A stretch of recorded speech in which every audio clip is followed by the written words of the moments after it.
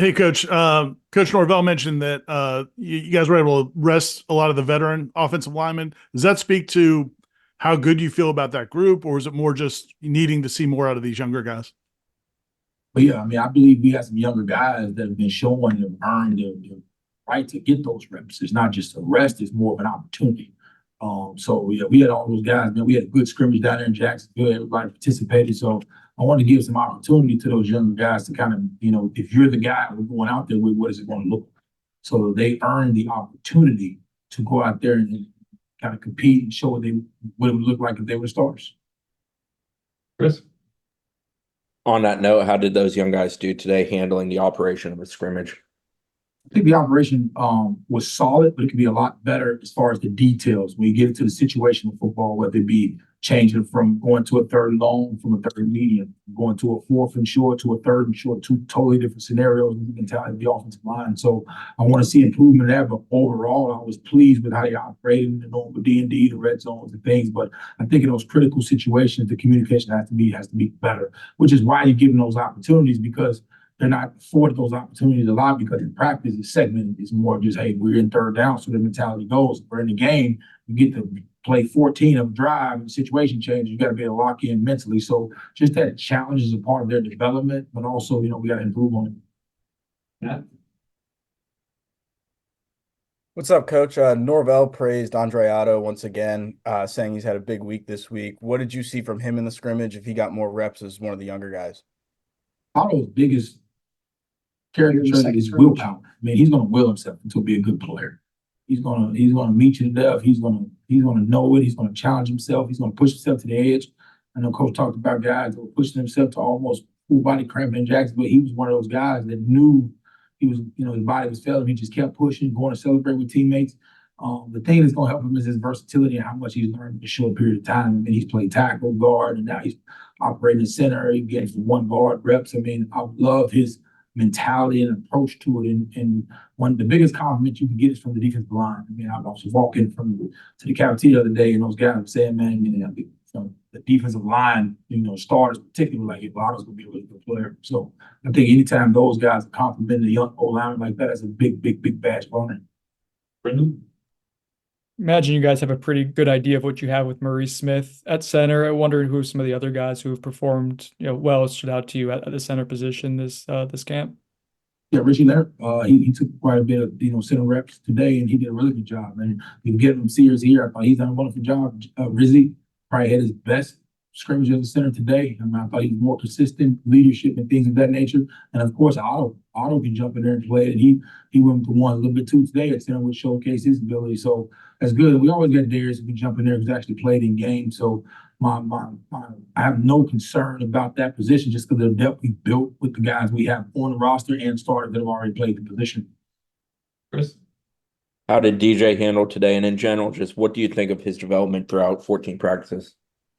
Yeah, I mean, DJ was giving it all, man. I mean, there was nothing held. There was no spoon feeding. We put the whole playbook on him. And what I loved about it is how he's been able to settle and then kind of making it his own, where he's not learning the Florida State offense. He's learning the offense is changing into the kind of his offense, where, okay, now I like doing this, and he can kind of put your personal stamp on it. So I like that development because of what he's comfortable with, how he's now changing the play, changing the cadences, understanding where to go to, building a relationship with the receivers. It's been fun to watch because it's just been a steady climb of progression. And sometimes, we get caught up in the result of it, but we're looking at the decision making. What did you saw pre-snap? Did you like this? Why did you change this? And those conversations have improved so much, man. I'm excited to see, as he continues to grow and kind of, take the offense, with two hands. Ira? Following up on that, is he at the point now, we all talk about him as a transfer, as a newer guy, but is he at a point now when you put out younger offensive linemen or younger skill guys where he knows everything and can kind of direct things the way you expect a veteran quarterback to be able to do? He's improved. I think, yes. I think he definitely can do that when you can put him out there, he can line guys up. But also, there's a process of your understanding and then going to tell the younger guys what to do. So I think that his understanding has gotten there and he's helping those other young receivers. I think that'll continue to progress as we build toward game planning, certain type of game plans where it's not all. But I have no concern about his full knowledge of not only his position, but the other positions as well. Brendan? Throughout camp, which wide receivers have stood out to you, Alex? Do you have a decent idea of what the rotation is going to be at this point? Well, I mean, I've really enjoyed watching like Jalen Brown emerge, Elijah Moore. Those guys have kind of progressed more than I was even anticipating or gave them credit for. So to see those guys, like I saw Jalen Brown maybe got a couple of guys missed today, and Elijah Moore had a couple of catches. Those younger guys have been really impressive. And I also want to give a shout out to the tight ends, Courtney and Kyle. Man, they really did a good job in this camp of showing their contested catch ability, understanding the offense, running some of the option stuff that we're doing. So I've enjoyed watching those guys progress. But overall, the receiving group, I mean, we got a steady group of like veterans that we know of, but was really challenging the Jalen Browns, the Maliks, the younger Cam Fryer, all those guys, man, just challenging them to kind of act as if you're the starter and you're going in and you're going to be the guy. So today I saw Jakai, he had some big plays today. Jalen Brown did. So I was excited about that as far as showcasing playmaking ability and not just what's there in the offense. Ira? It felt like for a variety of reasons, the running game was so great in 2022. And then last year it felt like it wasn't quite that standard. Do you take that personally, and how much better do you feel about the way you guys are able to run it when people know you're going to run it going into this season? It's always, I mean, that's the telltale sign of a good team, that you can just line up and run the ball whenever you want to. There's a reality piece of it is that you got to be strategic, angles, leverage. All that has to kind of tie into it. But yes, the goal is always to be a football team that can line up and run the ball against whatever any situation at all. And that's what kind of gives you those games where you can close out in the fourth quarter. What I was proud about in the last year's game, where we did do a great job between the two, was we've been able to finish games with the run game. When you go back and watch, when you're down in games, can we finish games in the fourth quarter by utilizing the run game to close games? So I was proud of that. From 23, I thought that improved from 22 to 23. I thought in 22 we had more rushing yardage and production part on paper, but I was glad that the run game was able to close out. And also we had some good guys on the edges that we wanted to make sure they got the ball a little bit more than we did the year before. So I think the challenge is making sure that we can win obvious situations. That's the telltale sign, because you can trick a team with run game. Like you can call a run on 3rd and 17 and get 16 yards, you got to punt the ball, but the rushing stats go up. So I think the goal is to be, everybody in the stadium knows you're passing the ball, can you protect? Everybody in the stadium knows you're running the ball, can you run the ball? Those are the telltale signs of now you're going from being a good offensive line or a good offense to an elite style where you be going top 2, top 3 lines in the country. And that's kind of the mentality going in with as much experience that we have.